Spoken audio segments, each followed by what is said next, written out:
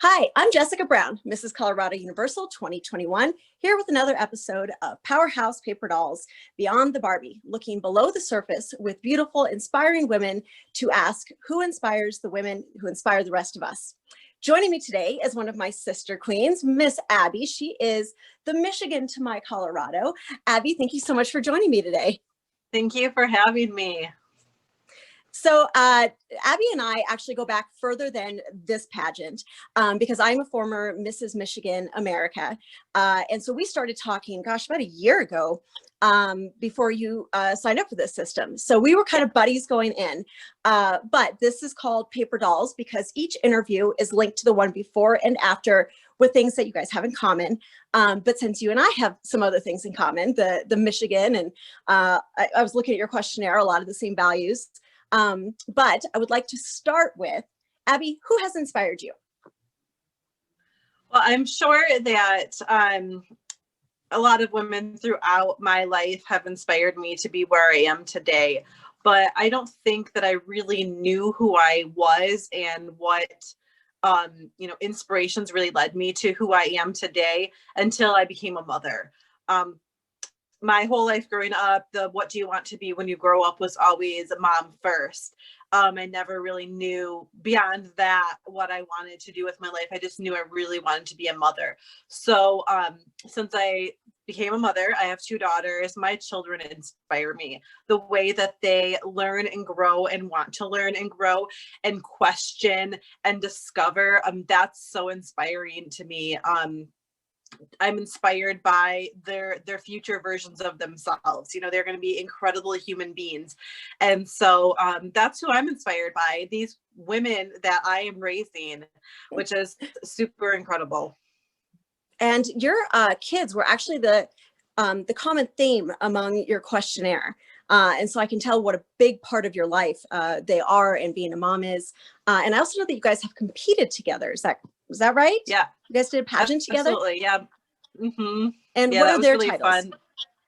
So my older daughter, who is 9, she's in 3rd grade. She is the Miss Sweetheart Michigan with the American Royal Beauties system.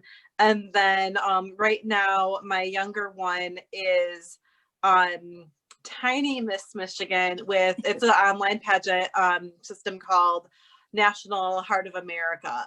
So, cool. And we all held titles with that pageant system previously with that National Heart of America, during the time of, COVID and a lot of things going virtually. We took advantage of doing an online pageant, which was really just an interview about ourselves and, submitting like a questionnaire. So that was really super fun to still do that with the girls. And then they have their titles as well. So when we all volunteer as a family, they also have their titles that they are representing and being able to secure volunteer hours as well as, with mama. Yeah, well, and I think it's that dedication to the purpose of pageantry, because you are also linked to the woman before you because you don't fit the traditional mold of a beauty queen, and that's the thing that you and I share. We're not the super tall, but we are really we embody the platform, right? And that's why coming into the universal system, that really is about platform, that we have connected the way that we have and this group that we have going around us that is very much about the work. But you're the only one that I know who has kids also in the industry volunteering along with you. So I really love to see those pictures. So what's your favorite appearance you've done with your kids? So this previous system that I did, the title that my daughter Avonlea still holds is with the American Royal Beauties, and their pageant motto is "Crown to Serve." How do you use your crown to serve the community? Which is what also attracted me to the universal system, is that you're using your crown to serve the community. You're using your platform and also wearing the crown and making that, that the connection there. And so with my kids, we just really like to do our community events. We've been invited to a few holiday parades recently that haven't been canceled. And we just, just because of,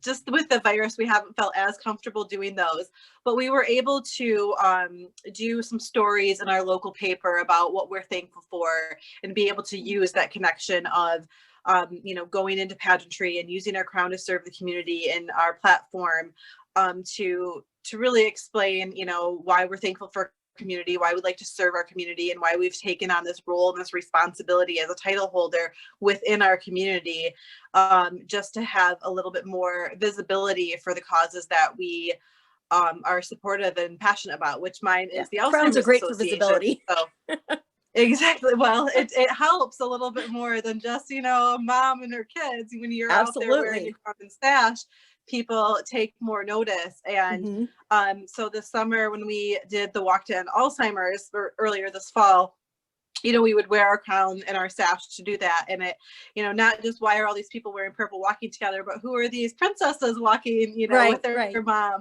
and so that really was great to be able to have those conversations with people while we're wearing our title and we're serving our community, and we're sparking up conversations about what we're doing.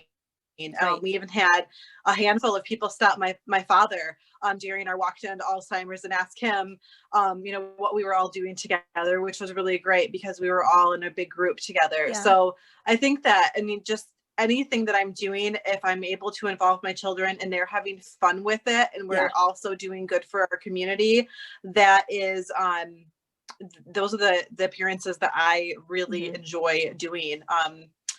Previous to COVID, we had also done a lot of volunteering and collecting items for our local Humane Society, which right now they are not letting us in the building because of restrictions, but we still were able to do a really nice collection this spring and drop it off at their doorstep. So that was really great too.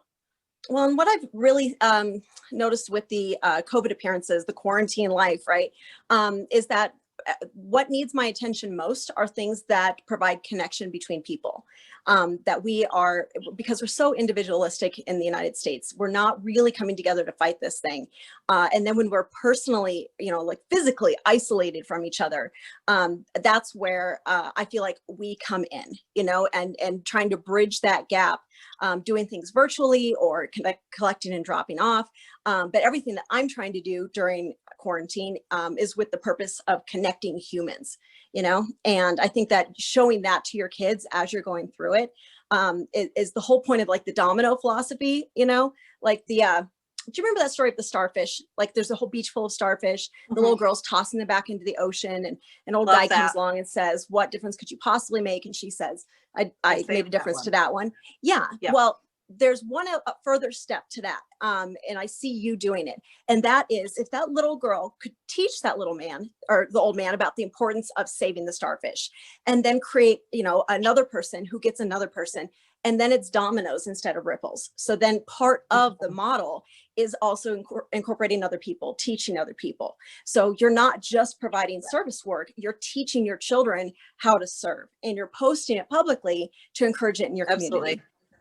And I'm not doing anything different than really than what I did before I wore the crown, because anyone can do what we're doing. Anyone can serve their community and do what they're doing, and do what we're doing.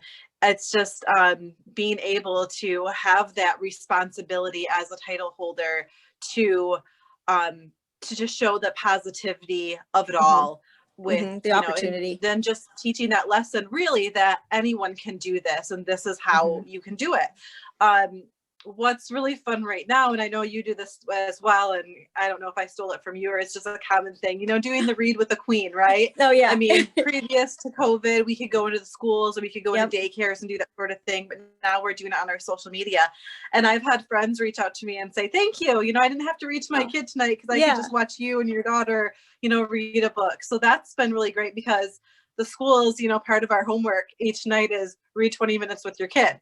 Yeah. Well, then we have that. So that's great. So that's been really do you just do it once a week? To do. Do you right do it now during December, because we read every night anyway, but during December we always do a fun thing where we wrap up 24 books, and then it's a surprise of which book are we going to read tonight. And they're all holiday themed.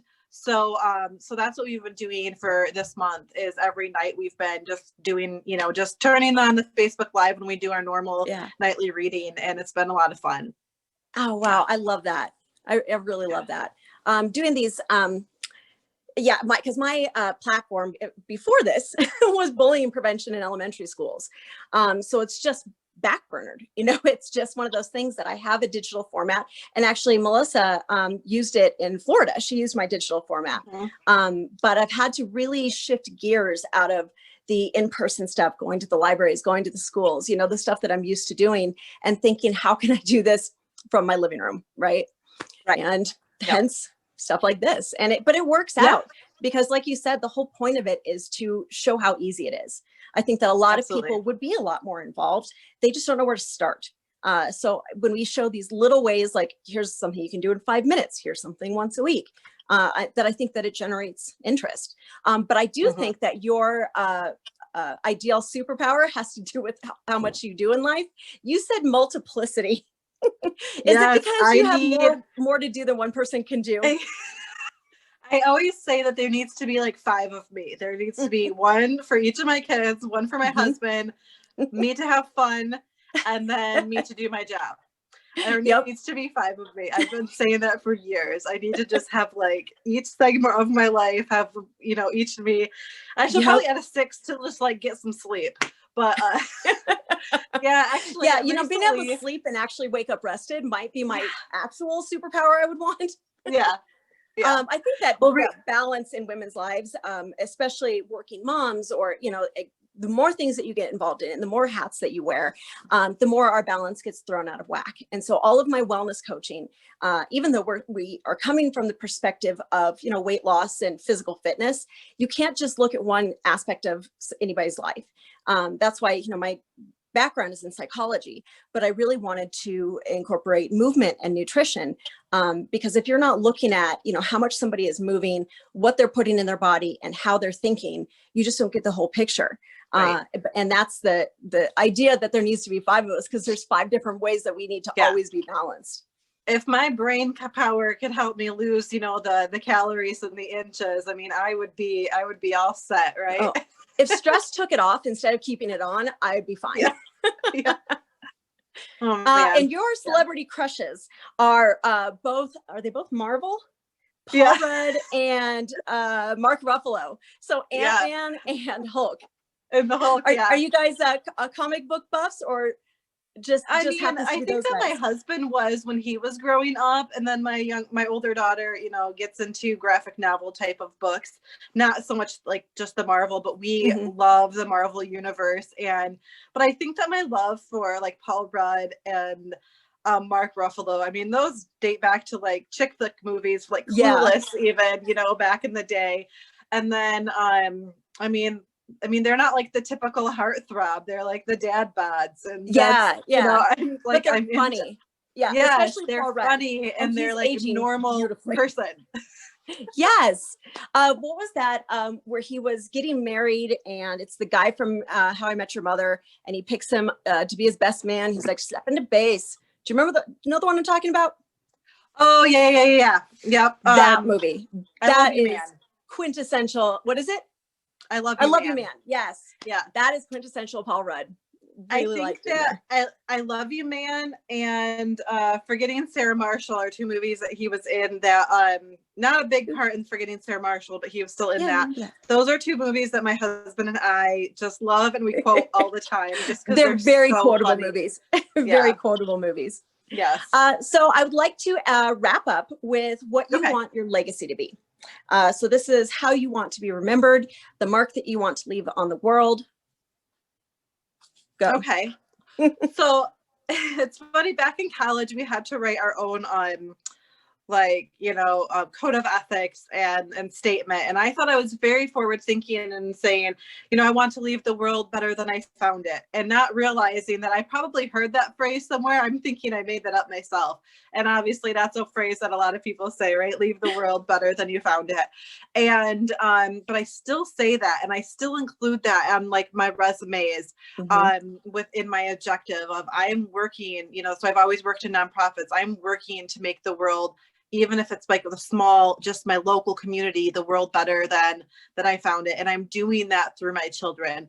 So rather than just helping them be good students and, you know, be mindful children, I am leaving my legacy with them by helping them see the bigger picture of the world, how they can use their gifts to help others throughout the world. We're very fortunate that we have that that place in our community, in our society, where we are able to give our back, you know, not just with money, but our talents and our time as well.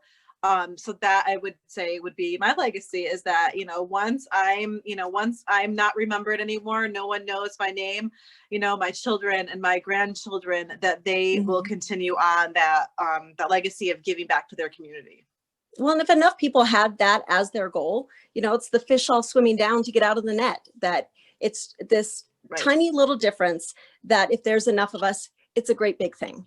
And it's just it's, you know, like going on a hike and take only pictures, leave only footprints, you know, that it's about taking our corner of the world and making it better in any way. And through your children means it's going to go down through generations, and it's going to be really impactful. Real quick, one more question. It was on your questionnaire. What are you most excited for the pageant, the Mrs. USA Universal? What gets your heart pumping when you think of it? I'm excited to just meet everybody. This is the first time I've gone. I mean, I've only been doing pageants as an adult for a few years, but this is the first time I've gone into it having all of these friends already, these very close relationships with people I have not even met to their face. So I am like, I got children now. Like, I'm just so excited to just meet people, even if we have to wear masks. I'm excited to just be like able to hug people and see them. Like, you know, touch your arm or your hand when you're having a conversation and talking to people. That's what I'm looking most forward to. I said to my husband the other day, it doesn't even feel like a competition when I'm going to it. Obviously, I'm going to be competing against myself. Like we're putting on a show, like all of us together. I want to be the best version of myself there, but I'm not competing against, like, I'm not going to be sad. I'm going to be so happy for everyone else's accomplishments. Because they're my friends, and that's what it's a small group, and we're all already so close. And that's what gets me excited about it, is that I just want to finally just see everyone face to face and, you know, see how short we all actually are. Probably the most disappointing part about going virtual would be to not actually get to meet everyone. Exactly. And I'm hoping that that's not our reality, but if it is, then we'll just have to all plan a vacation sometime when, you know, I have a passport coming soon, finally. So well, we were talking about doing a little retreat sometime earlier in the year. So if we can't meet up at the pageant, we'll meet up at some point. But I think the relationships that we've built, I think if it were a giant group, like where we started before people started dropping out, I don't think we would have gotten as close as we all have. And I think that's just the nicest part about this experience, is that we just genuinely like each other. I'm enjoying it. Yeah, I'm super excited for that. And it doesn't feel forced or anything. It feels really genuine, like you said. Well, in the interview right after you is Janelle, Mrs. Gulf Coast. So it's both my sister queens back to back. Oh, cool. Good. So Janelle's up next. So join us next Sunday for Janelle, Mrs. Gulf Coast Universal. Abby, thank you so much for being with me today. I'm Jessica Brown, Mrs. Colorado Universal 2021. We'll see you next time.